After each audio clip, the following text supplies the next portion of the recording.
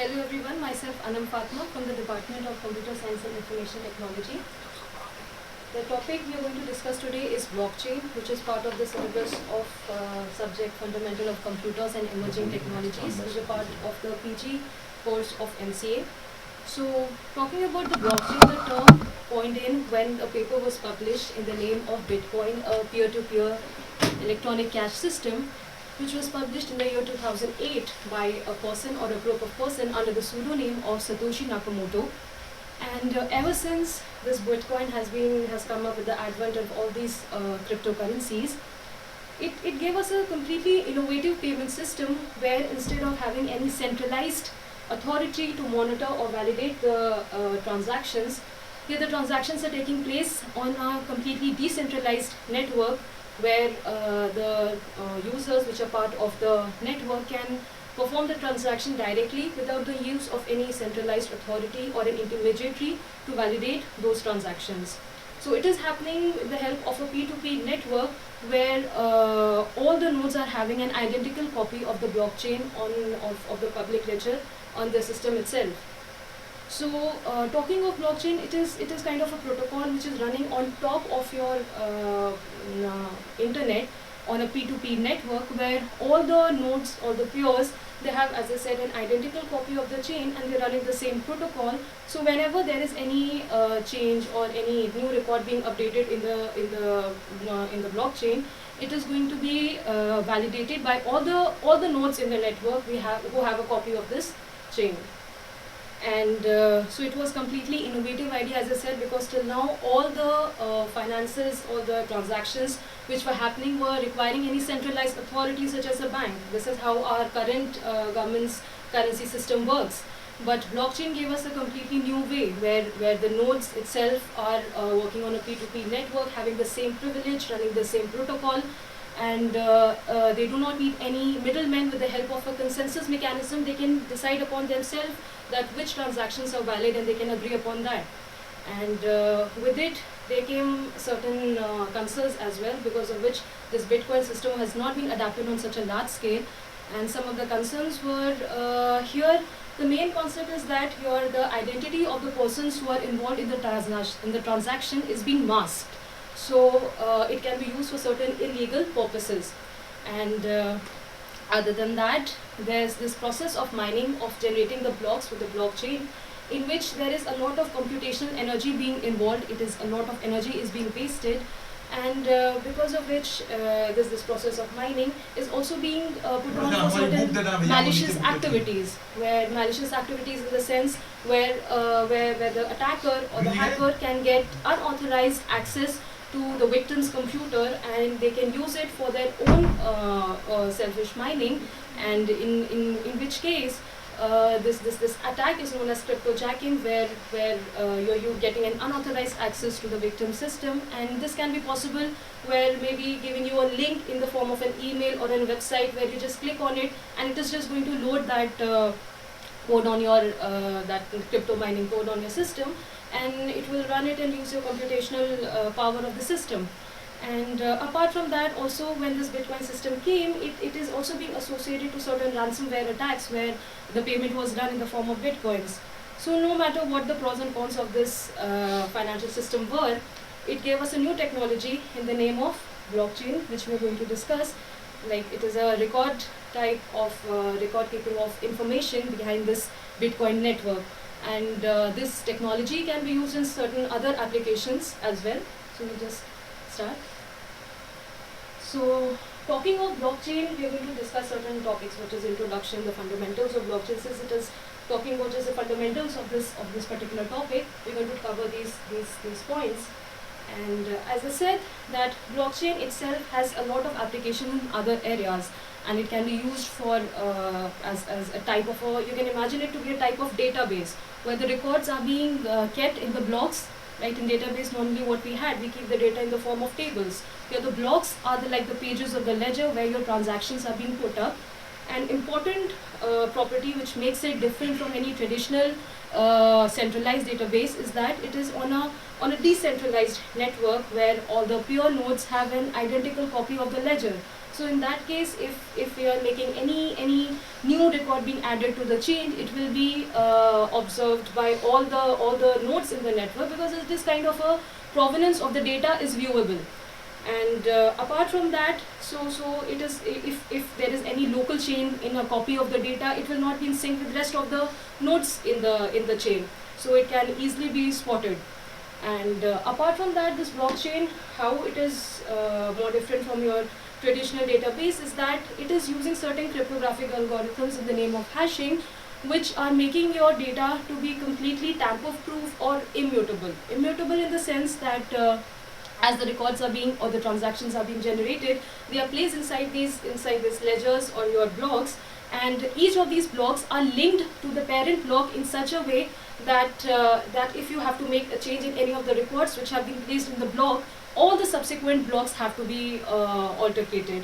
And generating a block itself is a huge task, and making a change in it requires all the subsequent blocks to be changed, so which is not a very feasible thing.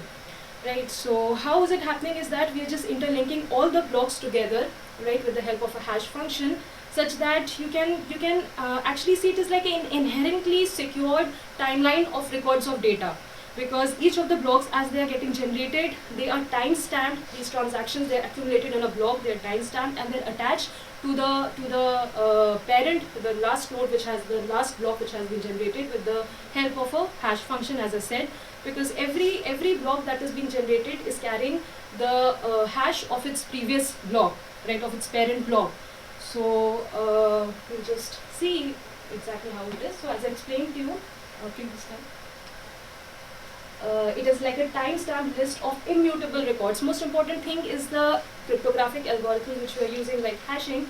They are making the list completely immutable, in the sense that if there is any change in any record, it can easily be spotted.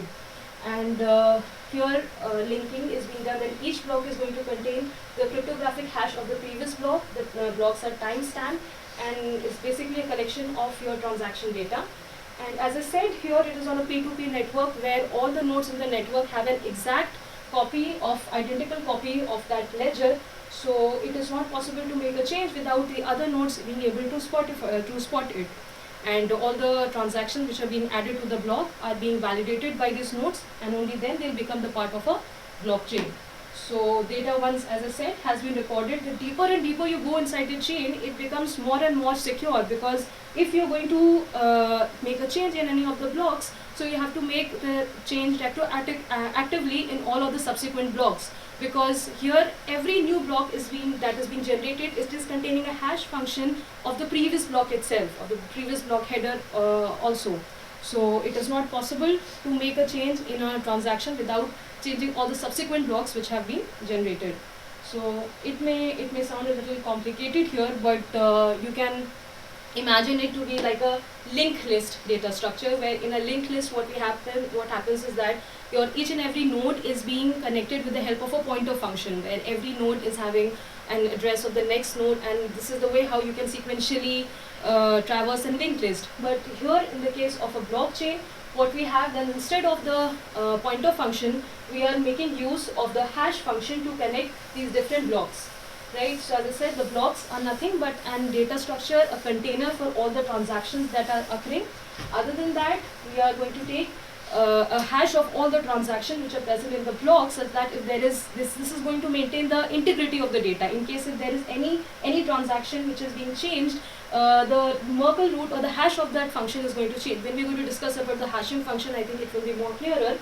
And apart from that, as I said, all these nodes are being linked to the parent node with the help of this, as they're carrying the previous hash of the block which has been generated. So you can travel this node in a chronological order in such a way that when these blocks are linked to the parent nodes, you can go right up to the first block which has ever been generated, which is also called your genesis block, or the block 0.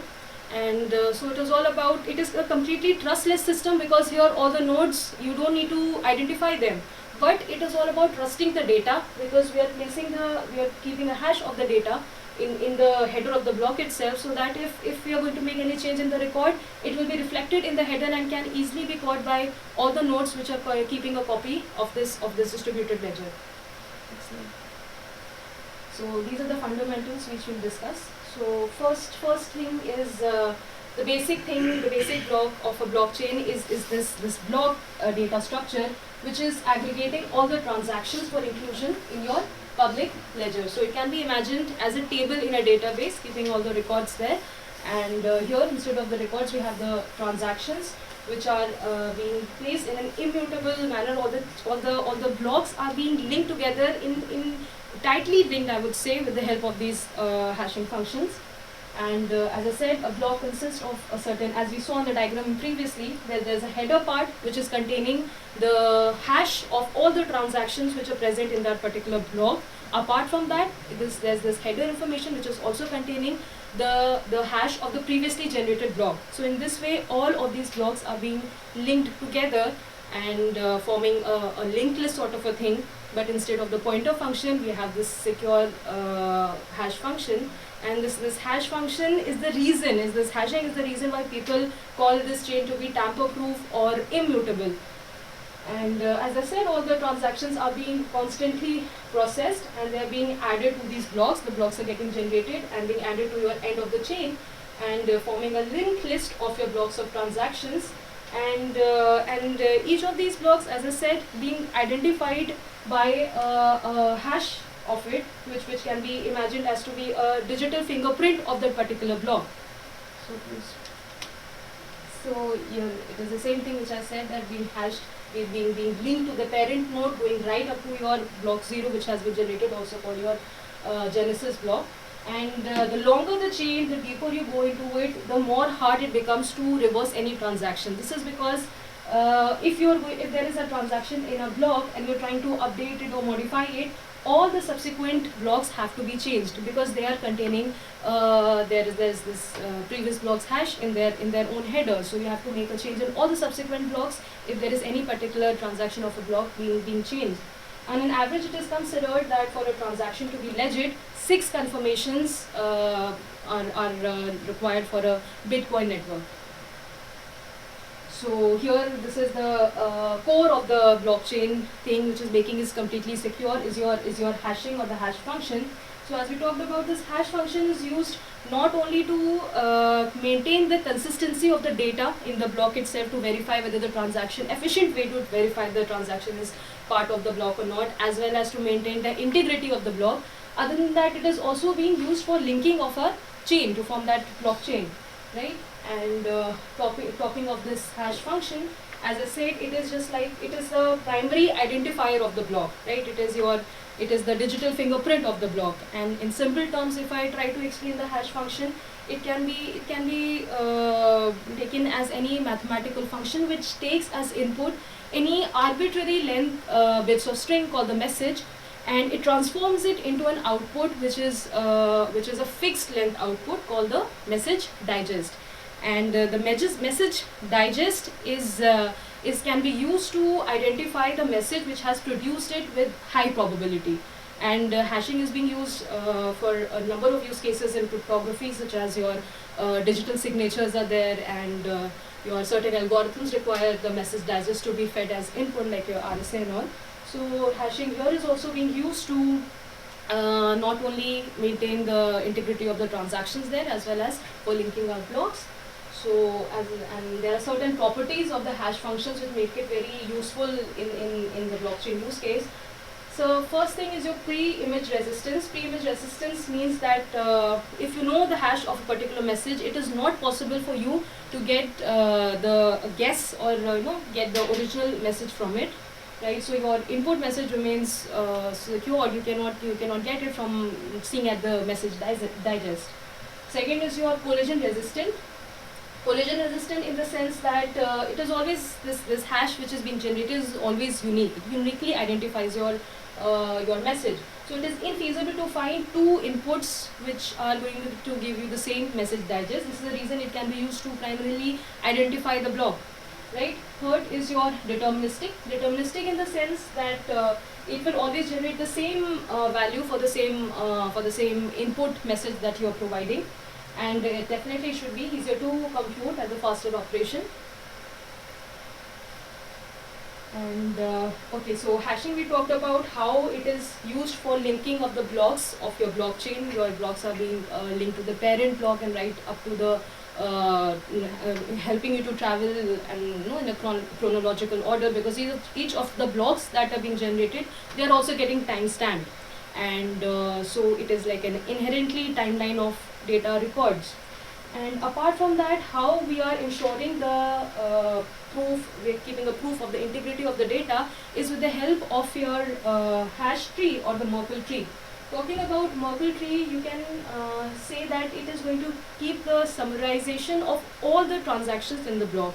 Now, Merkle tree is like a simple, you can take it as a simple binary tree itself, where each of the non-leaf nodes, they are containing the hash of the combined hash of the child nodes. So in such a way, such that all the child nodes here, in this case will be our transactions, they will be hashed, and they will be recursively combined, such that we get a root hash, which is the root node of a tree, and called of the Merkle tree, which is going to contain the complete information of all the transactions there.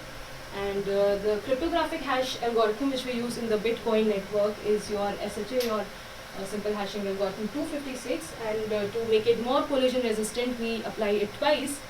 And in this way, this your Merkle root is going to contain information of all the transactions which are present in your root, in your block. And also, if there is any change in any of the records of any of the transaction, it will be immediately reflected in your root hash, because it is a unique message digest which is uniquely identifying your block, so it will definitely get changed with it. And also, it is giving us an efficient way to verify whether the transaction is part of that block or not.